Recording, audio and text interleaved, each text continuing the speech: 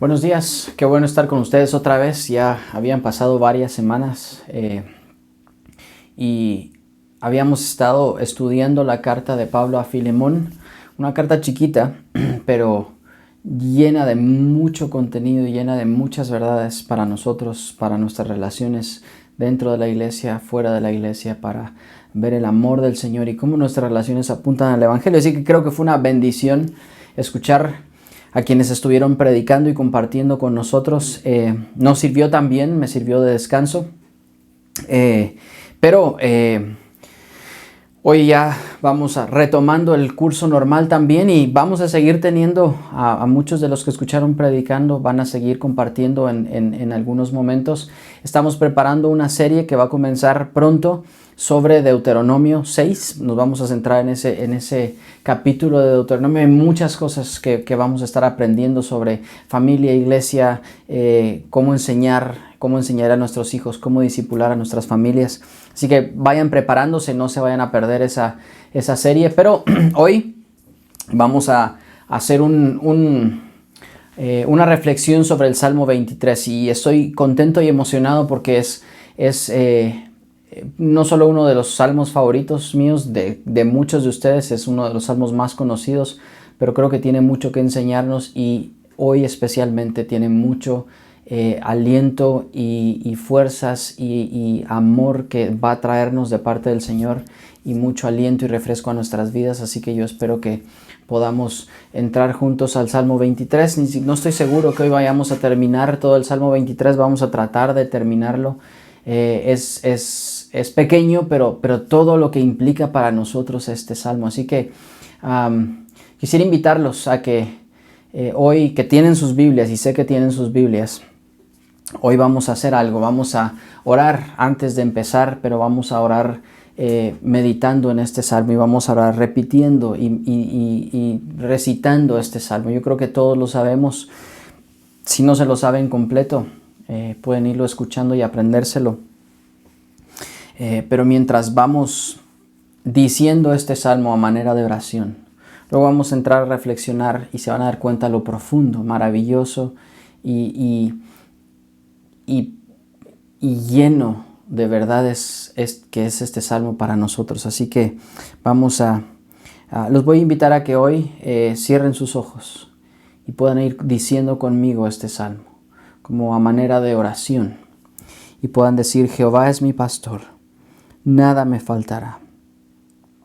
En lugares de delicados pastos me hará descansar, junto a aguas de reposo me pastoreará. Confortará mi alma, me guiará por sendas de justicia por amor de su nombre. Aunque ande en valle de sombra y de muerte, no temeré mal alguno, porque tú estarás conmigo. Tu vara y tu cayado me infundirán aliento. Aderezas mesa delante de mí en presencia de mis angustiadores. Unges mi cabeza con aceite, mi copa está rebosando. Ciertamente el bien y la misericordia me seguirán todos los días de mi vida, y en la casa de Jehová moraré por largos días. Señor, te damos gracias porque tú eres el gran pastor. Tú eres el pastor de nosotros, las ovejas, y hoy necesitamos un pastor, más que nunca. Yo estoy necesitado de tu guianza, de tu amor, de tu cuidado, de tu protección, de tu disciplina. Necesito de ti, Señor, y necesitamos del buen y gran y maravilloso pastor que nos cuida.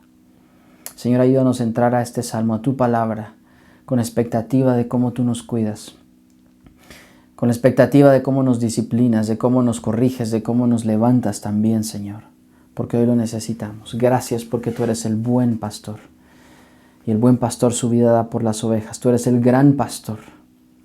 Señor, necesitamos de tu cuidado. En el nombre de Jesús. Amén. El Salmo 23, yo creo que si le preguntaran a la mayor parte de los cristianos, el Salmo 23 probablemente está en la lista de favoritos de muchos de nosotros. Y lo sabemos y lo recitamos algunas veces más como un talismán, a veces como una cosa supersticiosa, porque creemos que solo recitarlo nos va a hacer, solo por eso nos va a cuidar, pero en realidad es mucho más profundo. creer y vivir y tener la convicción de las verdades que habla este salmo es muy diferente a solo tenerlo abierto en sus Biblias ahí en un lugar. Eso se trata de conocer, es una relación directa entre el pastor y la oveja, el buen pastor que cuida y tiene cuidado de su oveja y la oveja que se deja cuidar por el pastor. Así que el mensaje de hoy se llama el gran pastor de las ovejas, porque Hebreos dice que Él es el gran pastor. Creo que todos conocen a Charles Spurgeon, el príncipe de los predicadores. Dijo: me gustaría recordar el hecho de que este salmo fue escrito por David, probablemente cuando fue rey. Él fue un pastor y no estaba avergonzado de su ocupación de pastor antes de ser rey. ¿Se acuerdan que David, mucho antes de haber sido rey, mucho antes de haber sido un militar, digamos, condecorado, mucho antes de haber sido un guerrero, él era un pastor de ovejas, y de ahí es de donde el Señor lo llama? De entre todos los salmos, el 23 es sin duda el más conocido, el más recitado, el más apreciado y el más malinterpretado también de todos. En los versos de este salmo, los creyentes han encontrado aliento y confianza para enfrentar las diferentes etapas de sus vidas, desde momentos buenos hasta momentos malos. En especial, ha acompañado a muchos en su lecho de muerte y han sido iluminados por sus versos en el tramo final de su vida. Y no solo en ese momento, obviamente en muchos otros momentos, este salmo ha sido uno de los salmos más reconfortantes para los creyentes. Así que vamos a estudiar este salmo en la medida que lo vayamos leyendo, que se les vaya quedando en su cabeza y vayan recitando las palabras maravillosas de este salmo. Y por supuesto todos saben que este salmo lo estudiamos desde la perspectiva de Cristo, porque para el lector, el creyente, resulta difícil la lectura de este salmo sin pensar automáticamente en Cristo, el buen pastor, cuya figura es exaltada muchas veces en el Nuevo Testamento. En Juan 10:11, ustedes se recuerdan que el Señor Jesús dijo: yo soy el buen pastor, y el buen pastor su vida da por las ovejas. Hebreos 13:20 dice: y el Dios de paz, que resucitó de los muertos a nuestro Señor Jesucristo, el gran pastor de las ovejas, por la sangre del pacto eterno. Y sigue ahí el versículo.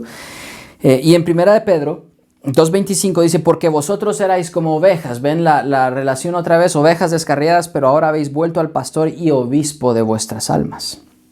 Así que cuando comencemos este estudio, mientras vayamos estudiando, hay una relación también que es importante notar. Lo estamos estudiando sabiendo que este es un salmo que habla de Cristo y del Mesías. Pero este salmo pequeño está entre otros dos salmos maravillosos que también son dos salmos mesiánicos que hablan del Señor. En el Salmo 22, por ejemplo, podemos ver al buen pastor que da su vida por las ovejas. El salmista en el Salmo 22 profetiza con lujo de detalles. Tal vez no hay otro pasaje en el Antiguo Testamento que hable con tanto detalle de la muerte de Cristo, de cómo serían los sufrimientos de este Mesías. A partir de ahí, la muerte deja un aguijón en él, pero ya no tiene más poder para dañar a los hijos de Dios. Y por eso más adelante, ¿dónde está, oh muerte, tu aguijón? Esa es la cuestión del Salmo. Anticipar los sufrimientos de Cristo. El Salmo 22 anticipa los sufrimientos de Cristo, pero el Salmo 24, que está después del 23 obviamente, nos describe las glorias que vendrían después de estos sufrimientos. Por eso dice el salmista: alzaos, oh puertas eternas, y entrará el Rey de Gloria. Y la pregunta es: ¿y quién es este Rey de Gloria? Pues nosotros sabemos que el Salmo 23 describe quién es el Rey de Gloria, que es el Señor, el buen pastor. Así que este Salmo 23, que está entre estos dos, nos habla de las experiencias también del creyente desde el día que llegó a ser beneficiario del supremo sacrificio de Cristo hasta el momento en que participemos de la gloria con Él. Es una transición. El Salmo 22, los sufrimientos de Cristo. El Salmo 23, el cuidado y los beneficios que vienen como consecuencia de ese sacrificio, que nos permiten transitar en esta vida para llevarnos a la gloria venidera que promete el Salmo 24. ¿Se dan cuenta qué maravilloso es? Así que este Salmo 23 se ubica en el lugar perfecto entre estos dos salmos. El Salmo tiene también dos cosas. Les estoy dando estos detalles que son importantes entender porque vamos a estar hablando de esto. Tiene dos metáforas que son bien importantes en cuanto a la figura de Dios y a la figura del Mesías. Dos metáforas importantes. Uno, la primera metáfora es del versículo 1 al 4, en donde Dios se describe como el pastor de Israel, el pastor de las ovejas, el pastor de su pueblo. Y la segunda metáfora, que es importante, es que Dios se describe a sí mismo en los versículos 5 y 6 como un anfitrión. ¿Sí? Primero es un pastor y luego es un anfitrión que ha invitado a sus hijos, que ha invitado a las ovejas, que ha invitado a su pueblo a un banquete, a una fiesta. Pero también este salmo es importante que mientras lo vamos estudiando, lo podemos hacer pensando en las etapas de la vida del creyente. ¿Cómo así? En este que describe al pastor y al anfitrión, el creyente va pasando diferentes etapas. Número 1, versículos 1 al 3, la vida presente donde todas las necesidades son suplidas por el pastor. Él es el pastor que nos lleva, que nos guía, que nos hace encontrar los lugares. El versículo 4, el paso de la muerte donde su compañía nos libra del temor. Y luego los versículos 5 y 6, el disfrute de esa eternidad donde todo lo que Él prometió va a ser cumplido. Así que son etapas de la vida del creyente desde suplir esas necesidades en Cristo, de las riquezas en gloria en Cristo Jesús, hasta llevarnos a la gloria eterna. Entonces vamos a ir viendo este maravilloso salmo de el Señor y vamos a empezar viendo al Señor como pastor. El salmo comienza, ¿cómo comienza el salmo? Jehová es mi pastor. Obviamente comienza con un nombre de Dios, el nombre del Dios que es eterno, que es autosuficiente, que existe por Él mismo. Jehová es mi pastor. Otras versiones dicen el Señor es mi pastor, pero estamos hablando de Dios, de ese Dios eterno, de ese Dios maravilloso. David pensó en Dios, pensó sobre Dios, el Dios de Israel. Mientras pensaba en su relación con Dios, hizo esa analogía entre un pastor y sus ovejas. Dios era como el pastor, David era como la oveja. Y esto es entendible y es familiar. Nosotros sabemos que esto es familiar para David por una sola razón, porque David había sido pastor. David había sido un pastor en su juventud. Así que este salmo es escrito desde la perspectiva del rey David, siendo rey, recordando sus días como pastor. Entonces este salmo implica que hay una madurez también en el rey David, recordando esos días cuando el Señor lo llama. Y esa imagen cariñosa que él recuerda, la transfiere y la transmite al Señor. Y entonces emplea esa imagen del Señor siendo el pastor y él siendo la oveja. Así que era familiar. Pero también es familiar en toda la Biblia esa misma idea del Señor como un pastor para su pueblo. Desde el mismo libro de Génesis comienza esa idea de Dios pastoreando, guiando a su pueblo. Hay un pasaje en Génesis 49:24 donde Moisés llama a Dios la roca y el pastor la roca de Israel. Luego el Salmo 28, David invita al Señor a pastorear al pueblo de Israel y a sustentarlos para siempre. El Salmo 89 también ve al Señor como pastor de Israel, tú que pastoreas como ovejas a José. Luego en Isaías 40:10 nos dice que el Señor es un pastor que apacentará su rebaño, en su brazo llevará los corderos. Miqueas 7 dice, invita al Señor también a apacentar a su pueblo con un cayado. Más adelante vamos a ver la figura importantísima de un cayado. Zacarías 13 habla del Mesías como pastor que será herido y cuyas ovejas serían dispersadas. Y en el Nuevo Testamento Juan, en el Evangelio de Juan y en la segunda carta de Pedro también se habla de el pastor. Jesús mismo se describe como el pastor. La idea de Jesús como el buen pastor también era preciosa para los cristianos de los primeros siglos, para los cristianos primitivos. Uno de los temas más comunes que se encontraban en las pinturas de las catacumbas, por ejemplo, de los cristianos que habían sido perseguidos, era Jesús como un pastor, Jesús cargando entre sus brazos a un cordero. Esa imagen evocaba seguridad y confianza a los cristianos que estaban siendo perseguidos y que estaban dispersos y que se escondían. Entonces, esa imagen de ese pastor lo que quiero decir con todo esto es que está alrededor y a través de toda la palabra. No es exclusiva del Salmo 23, no se la inventó David, pero era una figura común. Y es importante entender esto antes de entrar al Salmo, que el mismo Señor se identificara o se llamara a sí mismo nuestro pastor. Por esta razón, en Israel, como en muchas de las sociedades antiguas, la obra de ser pastor era considerada la menor de todas las obras, el menor de todos los trabajos. Si una familia necesitaba un pastor, ¿a quién recurría? Nosotros sabemos por la historia del rey David que la familia recurría al hijo más pequeño. No eran los más grandes y aptos y guapos y fornidos los que eran los pastores. Era el más pequeño. David era el más pequeño de sus hermanos y de ahí es donde el Señor lo llama antes de convertirse en un guerrero y en un rey. Era pastor de ovejas, era el más pequeño, era el hijo menor. Y esta era una tarea poco placentera.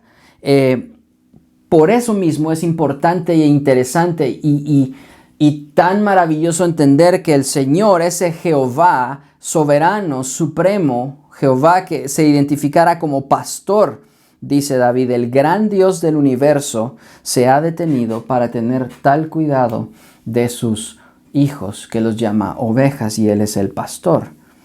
Hay un rabino que decía que no hay cargo más despreciable que el de un pastor.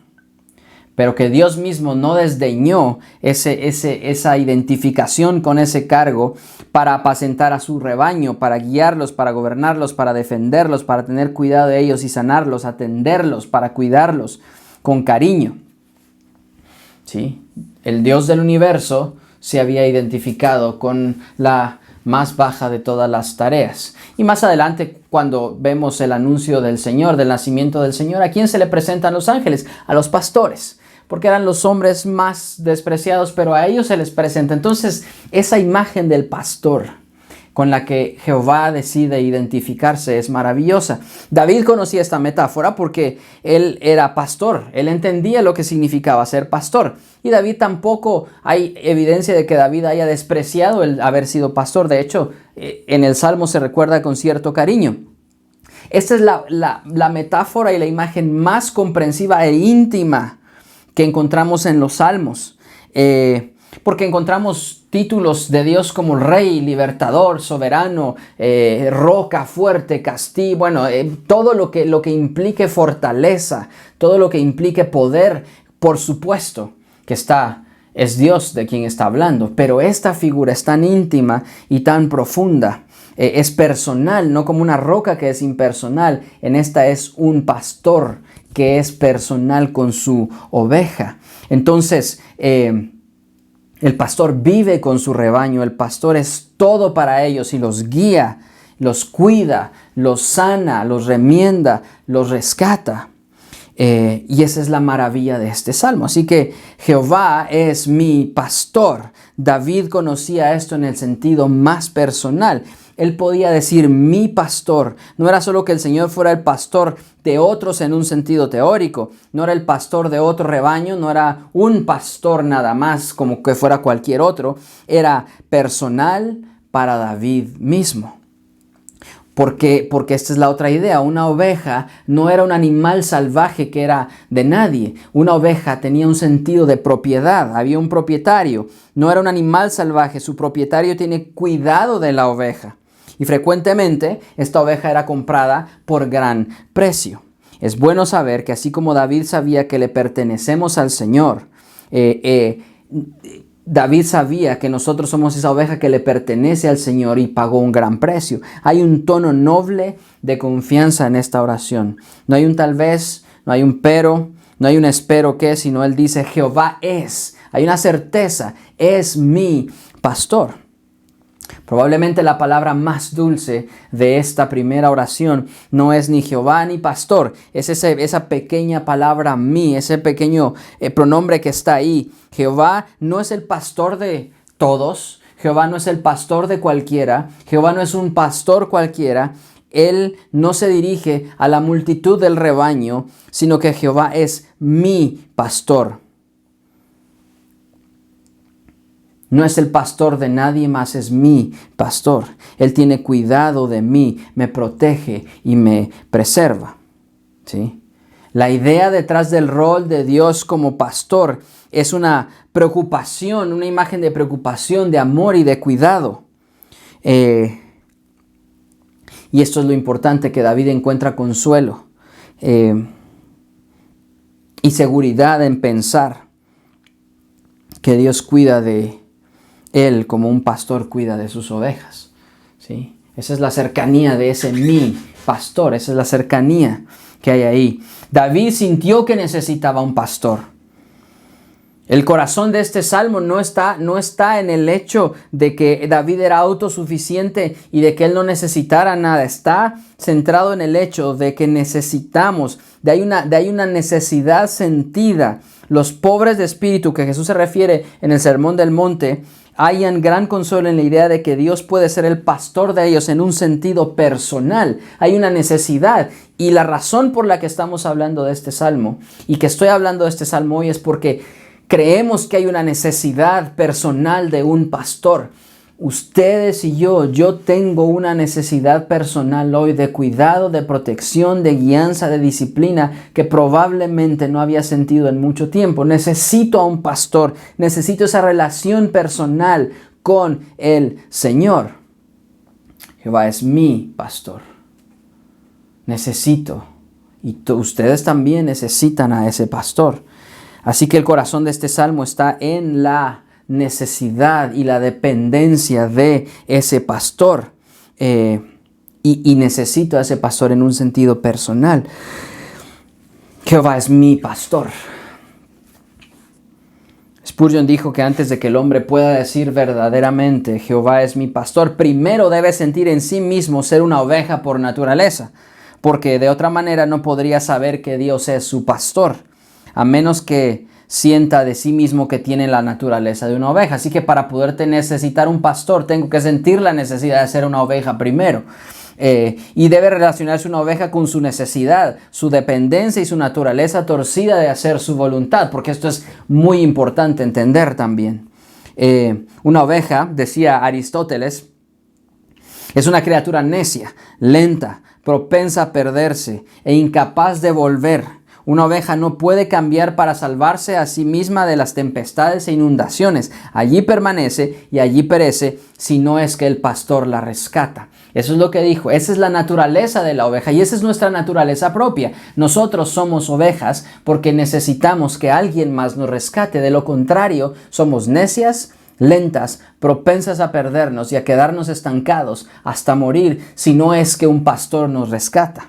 Así que hoy el sentido es que necesitamos a un pastor, necesitamos a alguien que nos saque y nos rescate. Ahora, Jehová es mi pastor, esa necesidad personal y ese deseo de encontrarme personalmente con Él. Jehová es mi pastor. ¿Qué frase sigue? Nada me faltará. Para David, el hecho de que Dios cuida a semejanza de un pastor fue el fin de la necesidad sin satisfacer. Él dijo, nada me faltará. Tanto como una declaración, como también de una decisión. Esta es una declaración y una decisión. ¿Por qué? Nada me faltará, número uno, significa que todas mis necesidades son suplidas por el Señor. Todas y cada una son suplidas por el pastor. Pero nada me faltará, número dos, también significa que he decidido no desear nada más de lo que mi pastor me puede dar. El salmista sabe, David sabe que el hombre tiene necesidades más profundas. Ustedes y yo, todos tenemos necesidades que no podemos expresar muchas veces, más profundas de lo que entendemos, que las que siente el cuerpo y que solo en Dios pueden ser satisfechas. Nuestro mundo moderno necesita darse cuenta urgentemente de este asunto. El hombre es mucho más que cuerpo. Tiene necesidades espirituales también del alma y nuestra cultura de consumo siempre va a fracasar en traernos la felicidad y el gozo que necesitamos. ¿Cuántas personas en este mundo se encuentran como el hijo pródigo en la parábola de Jesús que dice, yo perezco de hambre? La única forma de tener la vida en plenitud es volviéndonos a Cristo. Solo en Él podemos estar completos. Por eso hay un pasaje maravilloso en Filipenses 4:19 que dice, mi Dios pues suplirá todo lo que os falta conforme a sus riquezas en gloria en Cristo Jesús. Dios va a suplir todo lo que necesitamos, sin importar la cantidad o lo enorme de la necesidad que tengamos. Él suple cada una de las cosas. Todo lo que nos falta conforme a las riquezas. No hay cosa más grande que sus riquezas profundas. En Cristo no hay necesidad que no quede satisfecha. Entonces, todos necesitamos un pastor y todos tenemos cosas, necesidades que tienen que ser satisfechas, y el único que puede es Él, y lo hace en Cristo Jesús. Jehová es mi pastor, nada me faltará. Un pastor que cuida profunda y personalmente. Ahora, ¿cómo es que un pastor sostiene? ¿Cómo es que un pastor cuida? ¿Cómo es que un pastor sostiene a sus ovejas? Acuérdense que estamos en la metáfora del pastor en este momento. ¿Cómo es que un pastor cuida entonces? La siguiente frase dice: en lugares de delicados pastos me hará descansar. Junto a aguas de reposo me pastoreará. Dice, me hará descansar. El Señor como pastor sabía cómo hacer descansar a David cuando lo necesitaba.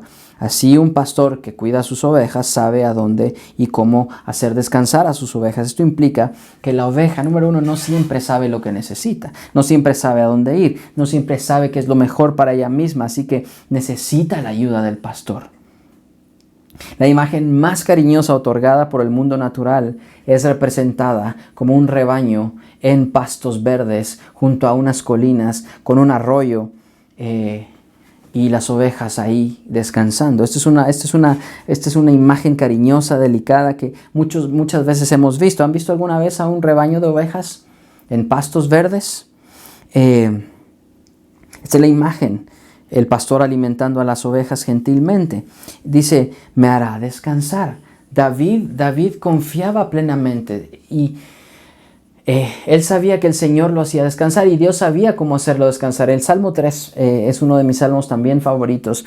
Fue escrito por David en unas circunstancias muy adversas, pero él dice, yo me acosté, dormí y desperté porque Jehová me sustentaba. Implica la idea de descansar. Luego dice el Salmo 4, en paz me acostaré y asimismo dormiré porque solo tú, Jehová, me haces vivir confiado. Descansaba porque el Señor lo hacía vivir confiado. ¿Se dan cuenta? Uno descansa porque vive confiado. Entonces, esta idea dice, en lugares de delicados pastos me harás descansar. El pastor conocía los buenos lugares para hacer descansar a sus ovejas. Él guía a las ovejas a esos lugares para descansar. Hay un escritor que decía y escribía que las ovejas no se echan a descansar con facilidad. Es difícil que las ovejas descansen a menos que se cumplan 4 condiciones, que el pastor haga 4 cosas o que logre 4 cosas o que las ovejas o que pasen 4 cosas. Y esto es bien importante entender en este contexto. Dice, debido a que las ovejas son tímidas, no se van a echar a descansar si las ovejas tienen temor. Si hay temor, no pueden descansar.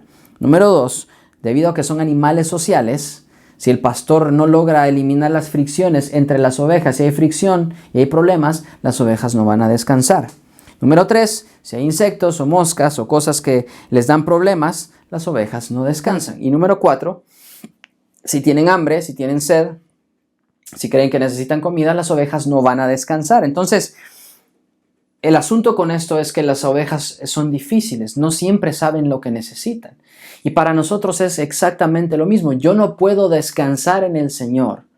Y esto es lo importante de la figura de pastor. Para que yo pueda descansar, Dios como pastor, el Señor como pastor, se tiene que asegurar, número 1, que no haya temor en mi vida. Él me muestra su amor perfecto para echar el temor afuera, para que yo pueda descansar, pero tiene que hacer más. El trabajo del Señor como pastor es eliminar también toda fricción que hay en mi vida, todos los problemas, todo lo que está ahí. Él se encarga de estas cosas, de las circunstancias, para que yo pueda descansar. Pero no solo eso, elimina los parásitos y lo que sea que me moleste en el descanso, que me evita cosas pequeñas que parecen insignificantes, pero están ahí constantemente molestándome, enfermándome. El Señor se va a encargar de estas cosas. Y número 4, Él es el pan de vida y el agua de vida. Él quita la sed, Él me alimenta, Él me sustenta. Todo esto tiene que hacer el Señor en su trabajo como pastor para que yo pueda descansar. Entonces, cuando yo le digo al Señor, en paz me acostaré y asimismo dormiré, porque solo tú, Jehová, me haces vivir confiado. Él se está encargando del temor, de las fricciones en la vida, de los parásitos que me consumen y del hambre que tengo de Él. Él se encarga de estas cosas. Él es el pastor. Por eso cuando dice, en lugares de delicados pastos me hará descansar, ¿se dan cuenta lo que implica ese cuidado? Él me está cuidando y me está limpiando de todas estas cosas para que yo pueda decir en un momento, puedo descansar. Él es mi reposo. ¿Sí? El descanso viene porque el pastor ha tratado con el temor, la fricción, las moscas y con el hambre. Luego dice, junto a aguas de reposo me pastoreará. El pastor sabe cuando las ovejas necesitan delicados pastos y conoce cuando las ovejas necesitan aguas de reposo. Estas imágenes son ricas en el sentido de consuelo, cuidado y descanso. Ahora, en las tierras desérticas y áridas de Judea, el pastor sabía lo agotador que era para el rebaño andar kilómetros y kilómetros en esas zonas áridas bajo los rayos del sol. Pero también conocía dónde estaban los oasis y allí conducía a sus ovejas para proporcionarles descanso, alimento y agua y un lugar con sombra apacible. Siempre es alentador saber que Dios conoce nuestras circunstancias y las dificultades por las que atravesamos en la vida y podemos estar seguros de que a su tiempo Él nos conduce en sabiduría y bondad hasta esa gracia reparadora que es su presencia. Este es el descanso que los hombres buscan inútilmente fuera de Dios. Dice, nos has creado para ti mismo, Dios, y vagaremos errantes hasta que nos encontremos en ti, nuestro reposo. Eso lo dijo San Agustín. El hombre está condenado a vagar errantes sin descanso hasta que se encuentre con el Señor. Y esta verdad es demostrada todos los días por todos los hombres. Muchos de nosotros andamos sin descanso hasta el momento en que nos encontramos con Él. Y aunque el encuentro parezca doloroso, cuando nos encontramos con Él, nos encontramos en esas aguas de reposo que son su gracia abundante, donde nos guía, donde nos cuida, donde nos limpia, donde nos atiende. Por eso el Señor Jesús hizo esta invitación.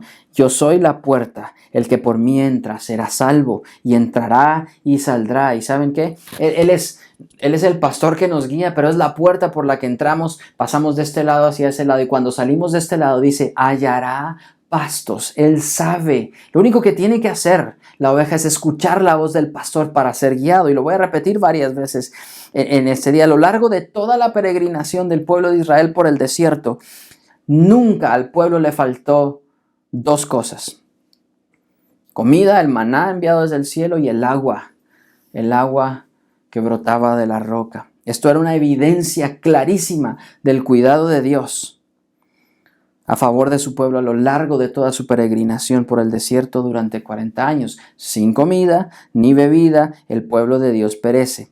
Y Dios nos invita una y otra vez a fortalecernos con Él, en lugares de reposo, en la intimidad con Él. Solo de esta forma podemos llevar un fruto que le glorifica al Señor.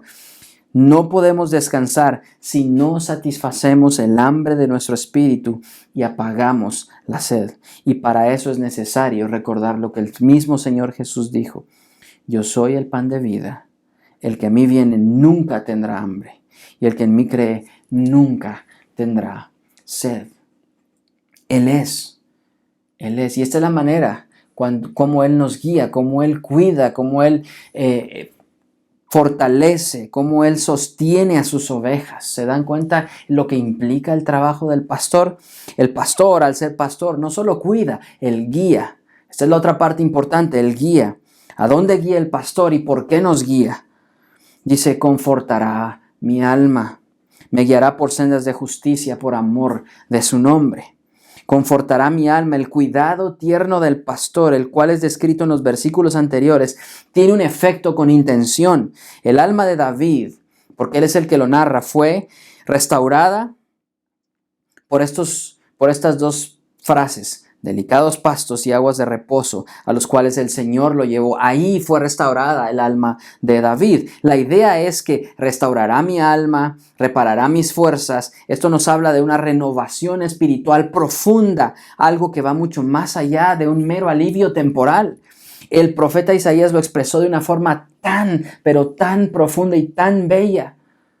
Para todos los que necesitamos ser restaurados y transformados, para todos los que necesitamos ser cambiados y tenemos hambre de Él y de ser transformados. Oigan lo que dijo Isaías en Isaías 40, 29 al 31. Él da esfuerzo al cansado, multiplica las fuerzas al que no tiene ninguna. Los muchachos se fatigan y se cansan, los jóvenes flaquean y caen, pero los que esperan en Jehová tendrán nuevas fuerzas, levantarán alas como las águilas, correrán y no se cansarán, caminarán y no se fatigarán. Cuando él dice confortará mi alma, puede ilustrar el rescate de uno perdido. Puede ilustrar la oveja perdida que fue traída de regreso, como en Isaías 49:5 o en el Salmo 61. Ustedes pueden leer estos pasajes, el cual utiliza el mismo verbo en el sentido ese de traer al arrepentimiento. Confortará mi alma, transmite la idea de me traerá hacia el arrepentimiento.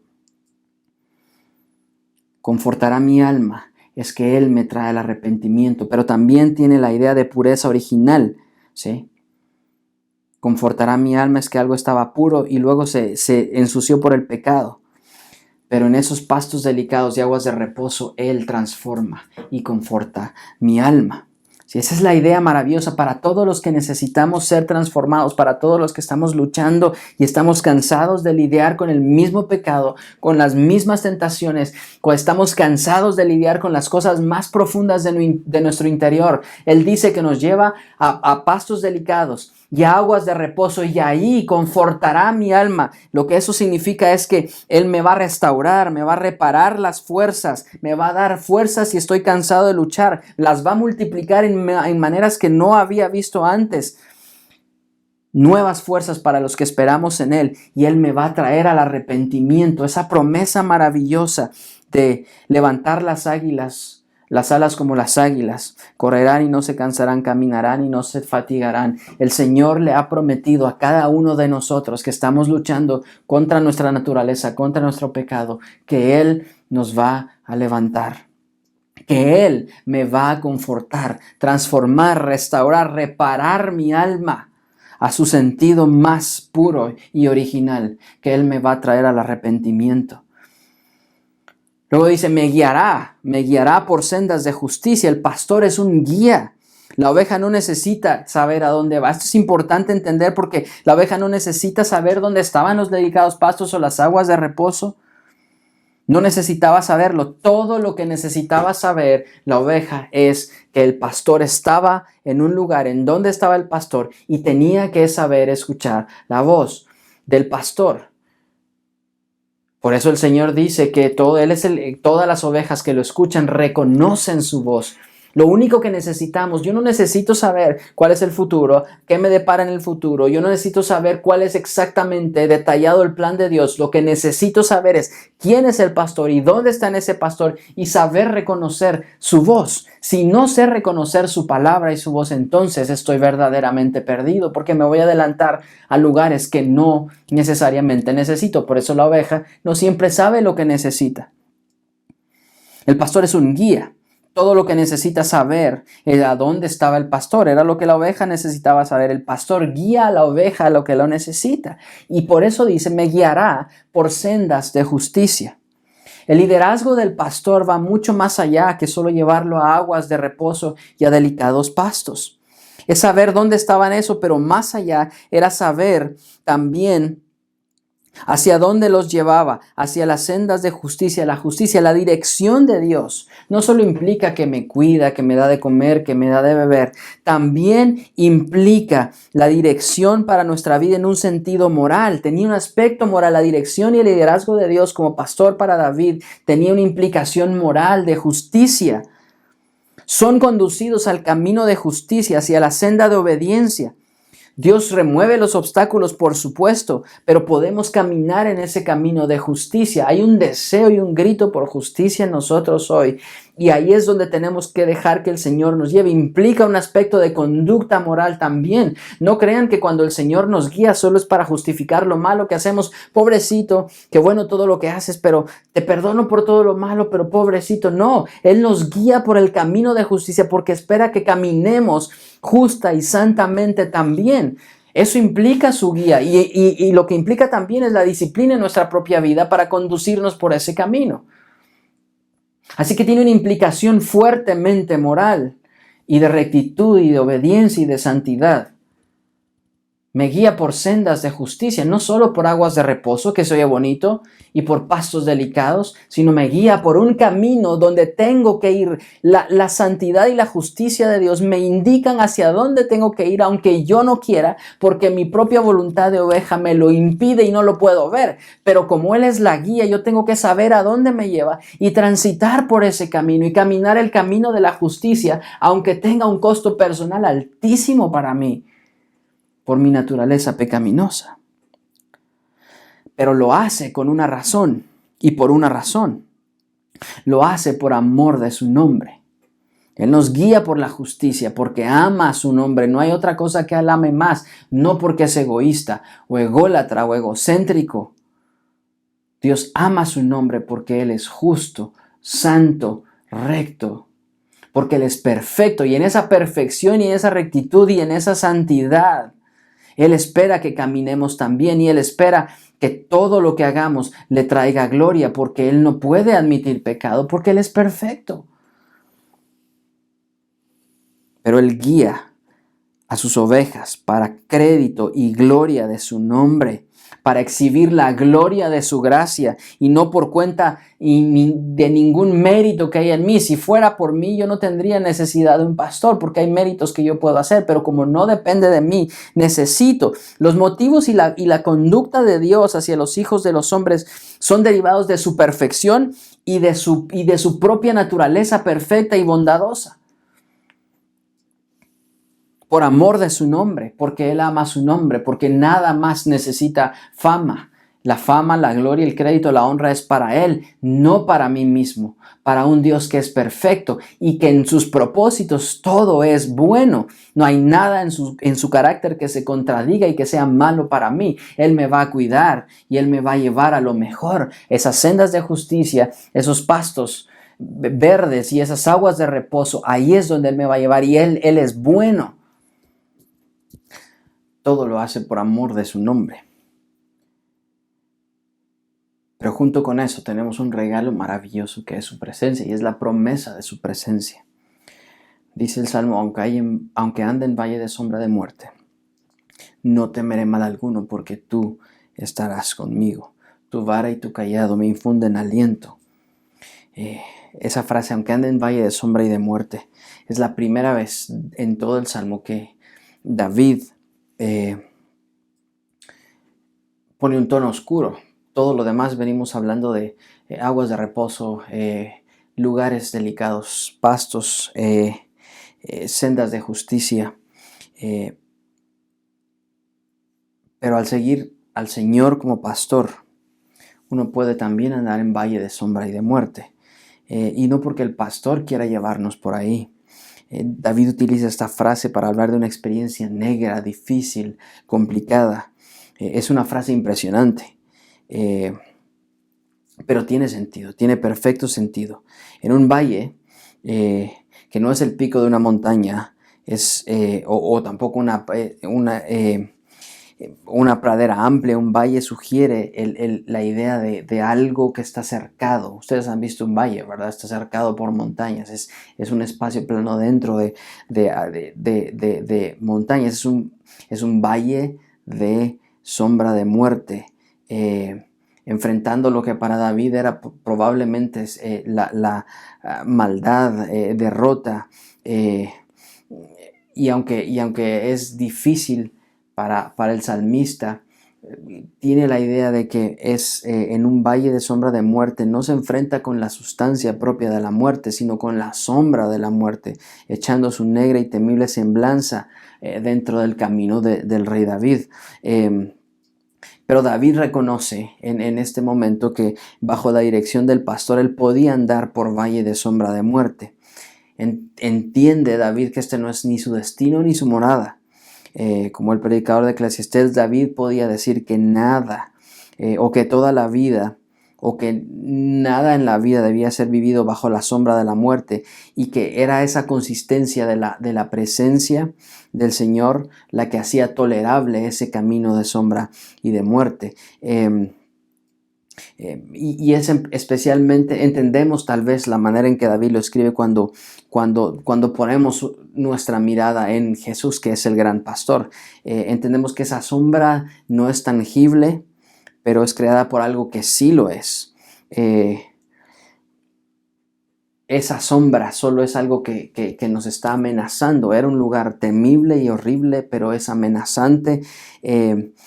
Y para David, creo que nosotros podemos decir también que enfrentamos solo la sombra de muerte porque Jesús tomó toda la realidad tangible de la muerte en nuestro lugar. Él ya venció a la muerte. Luego dice, aunque ande en valle de sombra de muerte, esa línea y todo el Salmo en su totalidad han probado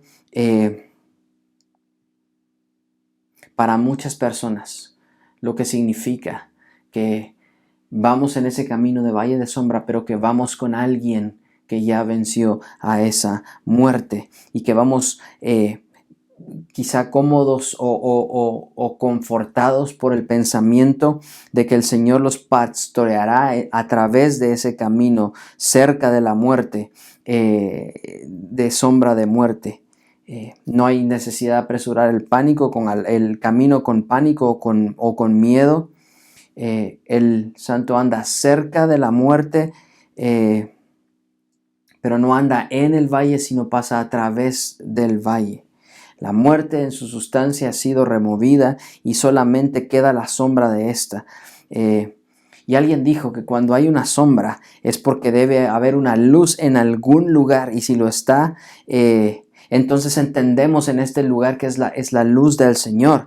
La muerte está al lado de la carretera en la cual debemos andar, y la luz del cielo brillando sobre esta echa una sombra para nuestro camino. Entonces lo único que podemos hacer es regocijarnos de que hay una luz que está más allá. Nadie tiene temor de una sombra, ya que una sombra no puede detener el paso de un hombre ni un solo momento, especialmente cuando es el pastor el que nos lleva. La sombra de la muerte no nos puede destruir, dijo Spurgeon. Así que esta frase tan expresiva del rey David, aunque ande en valle de sombra de muerte, yo tengo la certeza de que más allá de esa sombra de muerte hay una luz que está alumbrando y puedo andar con seguridad en ese valle. En lo más oscuro de mi vida, en lo más oscuro de mi pecado, en lo más oscuro de las circunstancias, yo puedo atravesar eso porque el pastor va alumbrando. Él es la luz que alumbra el camino de los hombres. Entonces esa muerte solo es una sombra nada más que se ve amenazante, pero Él ya venció a la muerte. Luego dice, y es importante entender que el salmista dice, no temeré mal alguno, a pesar de cualquier cosa que se asocie con esa idea del valle de sombra de muerte. Bajo el cuidado de ese pastor, David pudo decir de una manera tan resuelta y tan segura, no temeré mal alguno. Aún en lugar de muerte, la presencia del Señor hacía desaparecer el mal. Podemos decir que la presencia del pastor no eliminó la presencia del mal, pero ciertamente eliminó el temor de ese mal. ¿Por qué razón? Porque su presencia había sido prometida para estar conmigo, porque tú estarás conmigo. Esto enfatiza la presencia del pastor que elimina ese temor del mal para sus ovejas. No importando las circunstancias o el entorno actual, David podía mirar hacia el hecho de la presencia de Dios, similar a la del pastor, y saber, tú estarás conmigo, y la razón de que tu presencia, que tú vayas conmigo, hace que yo no tema mal alguno. Otra vez, tú estarás conmigo, mi pastor, tú estarás conmigo. Esa cercanía significativamente en estos momentos peligrosos en el Salmo que menciona este Salmo, el Señor Él pudo haber dicho ese pastor, ese lejano. Él dice, tú estarás conmigo. Otra vez hace la idea de que esa presencia estaba acá. ¿Y qué necesitamos en esta vida para caminar y para transitar en este mundo complicado? Si no tengo su presencia, entonces no tengo nada, pero si tengo su presencia, entonces tengo absolutamente todo lo que necesito para andar, aun que sea en el valle de sombra de muerte. Pero no voy a temer, porque su presencia va conmigo. Esa era la certeza que tenía Moisés. Si tú no vas conmigo a la tierra, ¿qué van a decir? Pero tu presencia vaya conmigo.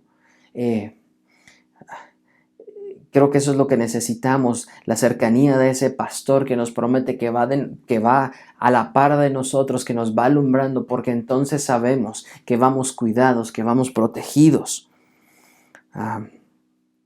Luego dice, tu vara y tu callado me infundirán aliento. La vara y el callado, estas dos es una imagen muy preciosa. La vara era un garrote, por ejemplo, generalmente acabado en una bola con la que se incrustaban como cosas, pinchos que se usaban para luchar contra las fieras. Esto tenía la implicación de protección, de cuidado. Por lo tanto, el propósito era defender a las ovejas. Ahora, el callado o el báculo era usado como medio de apoyo para el pastor, pero también para guiar al rebaño y para corregir a las ovejas.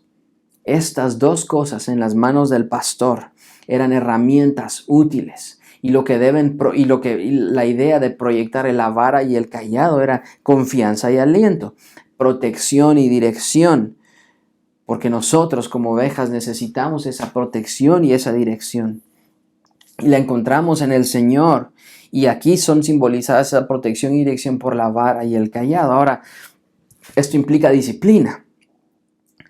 Estamos acostumbrados a ver al pastor como el que cuida, como el que vende, pero no estamos acostumbrados a verlo como el que disciplina, como el que trae disciplina y corrección. A primera vista no parece que haya mucho consuelo en la disciplina. Nadie nos gusta ser corregidos. No nos gusta la disciplina, menos la del Señor.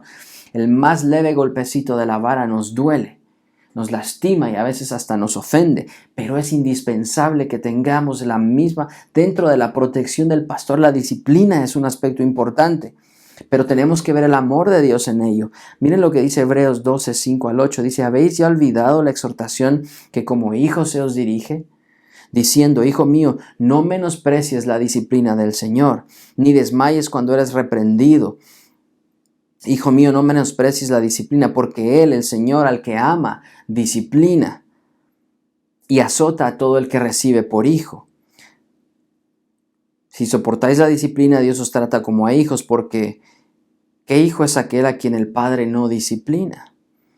Pero si se os deja sin disciplina, de la cual todos han sido participantes, entonces no sois hijos.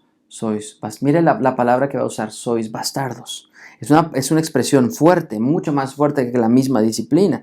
Dios nos disciplina porque nos ama y quiere hacer de nosotros personas más santas, quiere hacer ovejas más santas.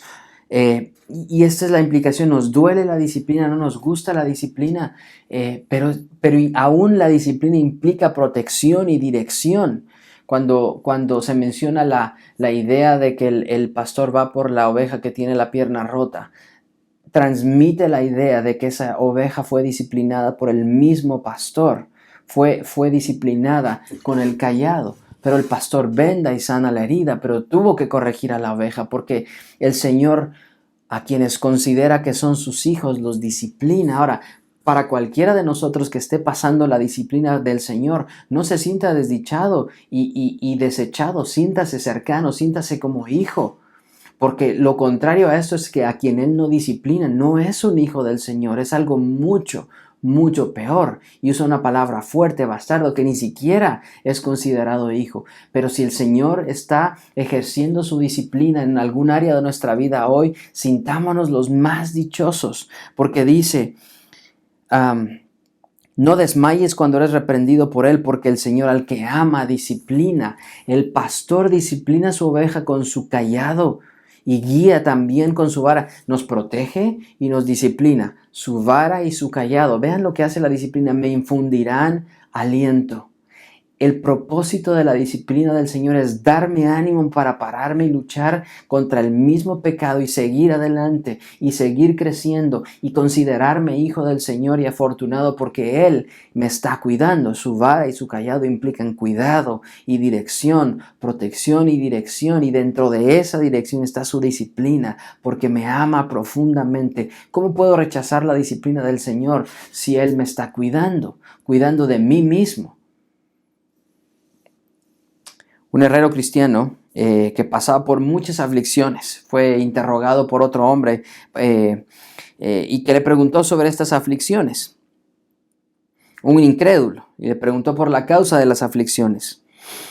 Y esta es la explicación que el herrero le dio a este hombre. Dice: ¿sabe usted que soy herrero, verdad? Pues bien, cuando trabajo tomo un trozo de hierro, lo pongo al fuego y luego lo sumerjo en el agua. Después lo golpeo con el martillo para ver si alcanza la resistencia necesaria. Si es así, lo caliento de nuevo al máximo repetidas veces y al final lo coloco sobre el yunque y fabrico una herramienta sólida capaz de servir durante muchos años. Pero si estimo que no podrá servir porque no sufre la prueba de fuego, no la resiste, la arrojo al montón de chatarra para venderlo por unos céntimos. Yo creo, le dijo el herrero a este hombre, que mi Padre Celestial me ha puesto a prueba para ver si resisto. Me ha sumergido en el fuego y en agua y he intentado soportarlo todo con paciencia. Todos los días oro: Señor, si lo juzgas bueno, ponme en el fuego. Haz de mí todo lo que desees con tal de que no me tires al montón de chatarra. El asunto de la disciplina es que Él nos pasa por ese fuego para no tirarnos con el montón de chatarra. Y si hoy alguno de nosotros está pasando la disciplina del Señor, no es para desecharnos, es precisamente para evitar ser desechados como el montón de chatarra, sino para sentir su presencia y su amor y su cuidado y su dirección. No hay prueba de amor más cercana y más personal que esta. No nos gusta la disciplina, pero es buena para nosotros, porque la oveja no siempre sabe lo que necesita, pero el pastor siempre sabe lo que la oveja necesita. Esto es todo lo que habla el Salmo en cuestión de la idea del pastor. Pero luego cambia la imagen al anfitrión, ¿sí? Da una idea diferente. Hemos hablado de Dios como el pastor, el que cuida, el que guía, el que disciplina, el que protege, el que provee. Pero ahora aparece como anfitrión, porque en el Salmo, en el versículo 5 cambia esa metáfora. ¿Se acuerdan que habíamos hablado? Aquí habla de las bendiciones a pesar de la presencia del peligro. La frase que dice: aderezas mesa delante de mí. Tu vara y tu cayado me infundirán aliento, y luego cambia y dice: aderezas mesa delante de mí. En este punto el Salmo nos cambia la metáfora. Para David, Dios era mucho más que su pastor, mucho más que solo un pastor. Y a continuación pasa a describirlo como un anfitrión que ha preparado un espléndido banquete al que el salmista es invitado como un huésped. Es imposible decir todo lo que Dios realmente es para el creyente bajo solo una figura de anfitrión, pero amplía la figura. Esta es una idea amplísima de lo que significa el anfitrión.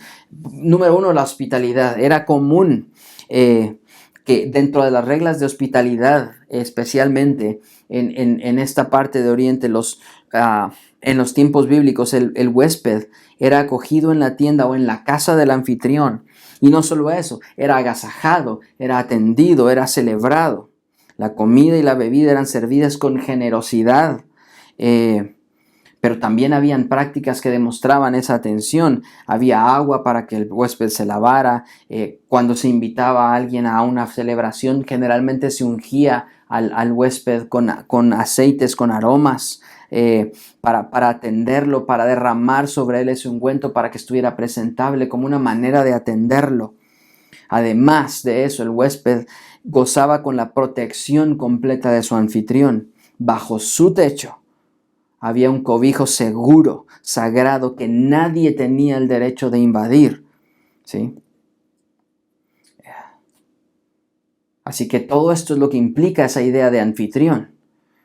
Dios es un anfitrión que nos está invitando a nosotros como huéspedes a un banquete espléndido que Él ha preparado. No solo ofrece su guía, protección, cuidado, provisión, etcétera, sino que nos invita. Ahora es un anfitrión, nos prepara el lugar para que estemos cómodos. Nos pone agua para lavarnos, nos lava, nos llena de aceite, nos prepara y encima en su presencia estamos totalmente seguros. Tenemos la certeza de que nadie nos puede atacar, de que nadie nos puede molestar porque estamos bajo la protección del anfitrión. Así que hemos sido invitados a la casa de Dios por su gracia y por su misericordia. Cuando pensamos en esta idea de que Dios nos invita a su casa, esta es una idea sobrecogedora, esta es una idea maravillosa, esta es una idea tan hogareña, tan profunda. ¿Se recuerdan lo que dijo el mismo Señor Jesús en Juan 14? En la casa de mi Padre muchas moradas hay. Si así no fuera, yo os lo hubiera dicho. Voy pues a preparar lugar para que donde yo esté, vosotros también estéis. Y luego dice, y si me fuere y os prepararé el lugar, vendré otra vez y os tomaré a mí mismo, para que donde estoy vosotros estéis. Esa es la idea de la invitación, cuando Él dice, aderezas mesa delante de mí, prepara un lugar, prepara un banquete, a pesar de las circunstancias y a pesar de lo malo que somos como ovejas. Él tiene la gracia abundante de prepararnos un lugar y cobijarnos bajo su protección. Aderezas mesa delante de mí en presencia de mis angustiadores. Unges mi cabeza con aceite, mi copa está rebosando. Sin apartarse de la ilustración anterior del valle de sombra de muerte, David vio la provisión y bondad de Dios como anfitrión, invitándolo a él a una mesa rica que había preparado para él. Aquí comienza esta segunda alegoría. Un magnífico banquete es provisto por un anfitrión con mucha liberalidad, con mucha alegría, con mucha benevolencia. Quien no solo tiene generosidad de anfitrión, de alimentarme, de protegerme, sino que aunque esté rodeado de mis enemigos, me siento en esta mesa con la confianza de saber que festejaré con la perfecta seguridad que el anfitrión me ofrece. Me puedo sentar a la mesa seguro de que nadie me va a acusar. Por eso David usa esta hermosa ilustración. Una mesa sugiere generosidad, la generosidad de su gracia. Adereza sugiere provisión y cuidado, preparación, cuidado en la mesa. Está puesta la mesa de manera que es deleitosa, que es preciosa, que da hambre, que quiero sentarme a la mesa. Hay cuidado delante de mí. Aderezas mesa delante de mí sugiere una conexión personal otra vez, ¿sí? En presencia de mis angustiadores. Esta es una frase muy impactante.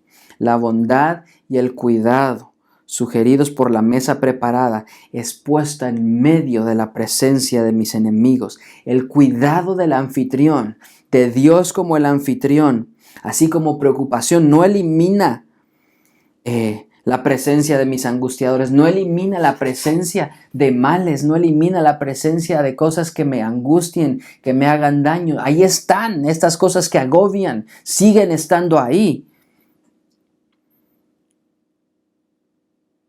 Pero la bondad de Dios se manifiesta y su gracia en medio de estas cosas. ¿Se dan cuenta de lo que eso significa? En la vida que atravesamos van a haber caminos de valles de sombra de muerte, van a haber gentes, personas, van a haber angustiadores, nos van a acusar. Está el pecado que nos está acusando constantemente, está el enemigo, están nuestros enemigos, están ahí. Pero en medio de eso difícil de la vida, en medio de esas circunstancias complicadas de la vida, Él me invita a su casa, me protege dentro de su casa, prepara una mesa y me hace sentar y me dice que en esa mesa no hay lugar más seguro, porque Él me está ofreciendo su protección aun cuando todas las circunstancias que me rodean parezcan adversas. Esa es la maravilla de su gracia y de su poder. Esta es la condición del siervo de Dios, del Hijo de Dios, del discípulo de Jesús, siempre en conflicto, pero siempre sentado en una mesa preparada. Cuando un soldado está en la presencia de sus enemigos, si come, lo hace rápido, come pedazos rápidos de comida, se prepara rápidamente para la batalla. Pero el salmista aquí dice, has preparado una mesa. Así como un siervo hace cuando desenvuelve la tela de Damasco y muestra los adornos del festín en una ocasión ordinaria de paz. Nada está a prisa, no hay confusión, no hay disturbios. El enemigo está a la puerta y aún Dios adereza la mesa y el cristiano se sienta y come como si todo estuviera en perfecta paz, dice Spurgeon otra vez. Él prepara la mesa, no hay prisa. Él se toma el tiempo de atendernos, de protegernos, de cobijarnos, de lavarnos, de ungirnos. Y nuestros enemigos están viendo, esa es su gracia abundante. Cuando el pecado abunda y está alrededor, su gracia sobreabunda. Y luego dice, unges mi cabeza con aceite, mi copa está rebosando. A pesar de los peligros y alrededor y la presencia de los angustiadores, David disfrutaba de la riqueza, de la bondad de su anfitrión. ¿Se acuerdan de las riquezas que hay en gloria en Cristo Jesús? David era refrescado por un ungimiento de su cabeza con aceite. Era una manera de preparar al huésped, de refrescarlo, de decirle, pasa adelante, estás en tu casa. Y nosotros hemos sido refrescados por la presencia constante de su Espíritu Santo derramada sobre nosotros. Y luego dice, mi copa está rebosando. Hay abundancia, hay generosidad, hay gozo, hay tranquilidad y hay paz en medio de las circunstancias. ¿Será que nuestra copa está rebosando? Aquellos que tienen esta alegría deben cargar su copa rectamente para ver que rebosa hacia los vasos más vacíos de sus hermanos más humildes.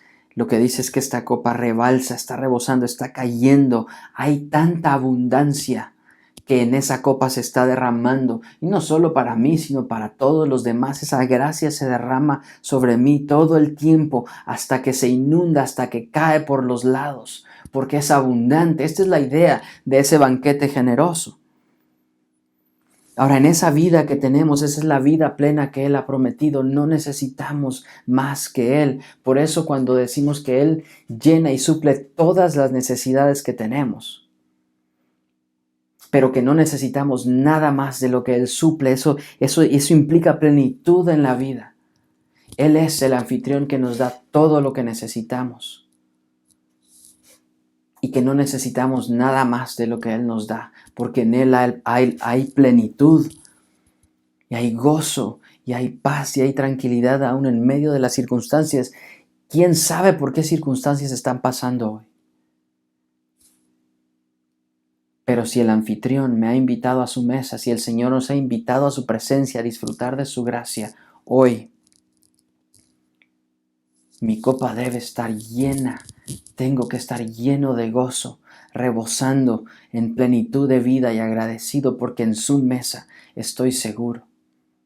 Esas son las bondades y las riquezas de un anfitrión. Y luego termina el Salmo diciendo, ciertamente el bien y la misericordia me seguirán todos los días de mi vida, y en la casa de Jehová moraré por largos días.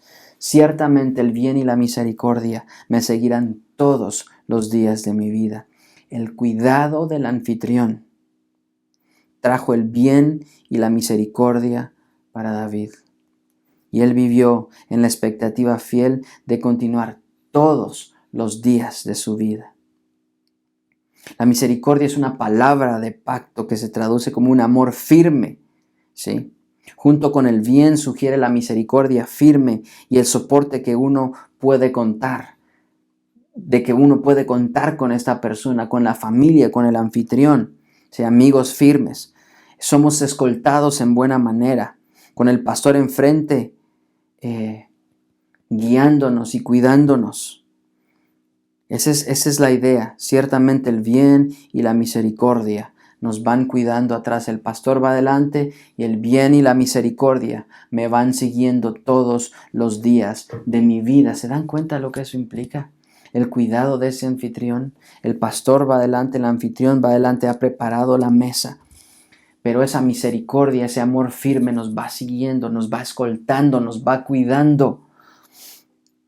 ¿Sí? Dice un autor, estos ángeles guardianes, el bien y la misericordia, gemelos, siempre estarán conmigo a mis espaldas y a mi entera disposición, de manera que cuando los príncipes van al extranjero y no deben ir desatendidos, así es con el creyente.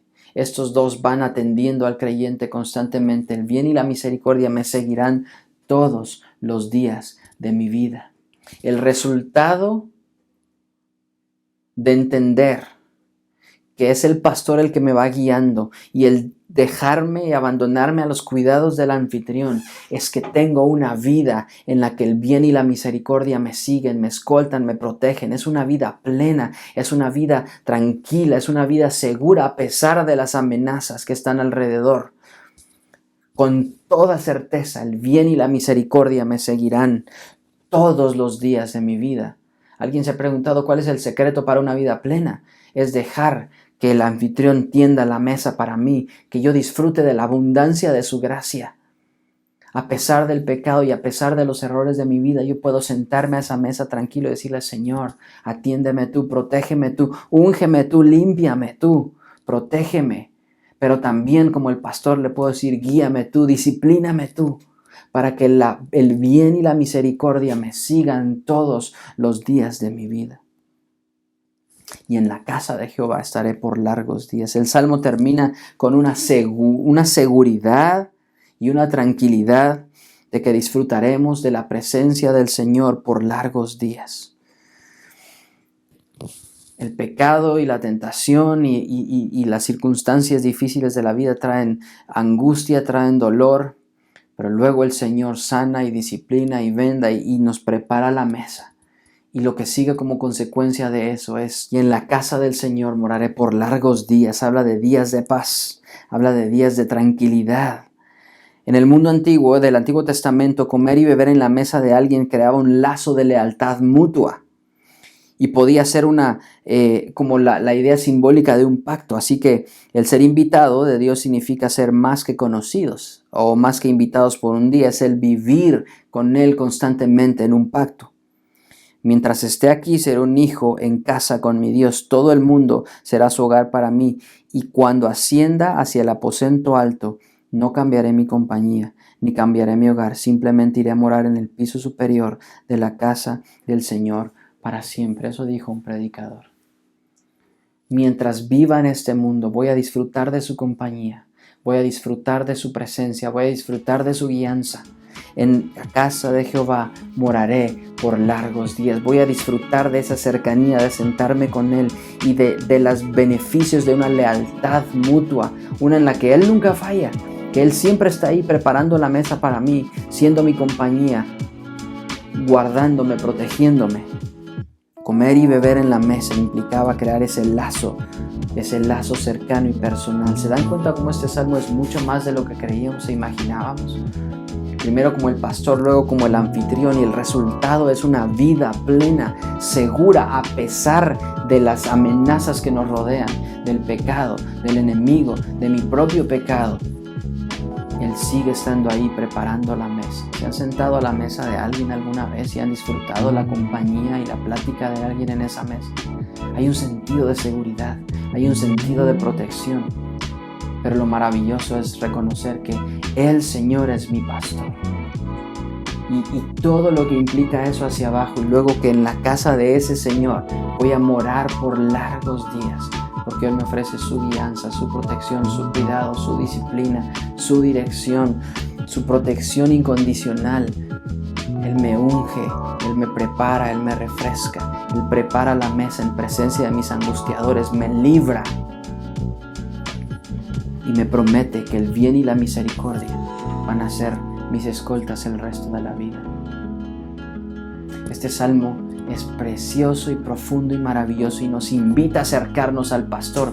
¿Quién de ustedes tiene necesidad de un pastor? Yo tengo una necesidad profunda de un pastor que me cuide, que me discipline, pero que me unja, que me lleve, que me proteja, en donde me sienta seguro. Tengo la necesidad profunda de un pastor que me invite a su mesa a disfrutar de su gracia abundante una vez más. Oremos. Señor, gracias porque tú eres el buen pastor, el gran pastor, el buen pastor que da su vida por las ovejas. Gracias por tu cuidado profundo y personal. Gracias por tu guianza profunda y personal. Gracias porque has preparado una mesa para que yo disfrute de esa gracia en presencia de mis angustiadores. porque tú me disciplinas y me corriges, pero me prometes que si me dejo cuidar, que si escucho tu voz y atiendo a tu llamado para esa invitación, puedo sentarme a la mesa y el bien y la misericordia me siguen y puedo morar en tu casa, en tu presencia, disfrutar de tu presencia continua todos los días. Gracias, Jesús, porque eres mi pastor, mi buen pastor, y nada me faltará. Te amamos, Señor Jesús.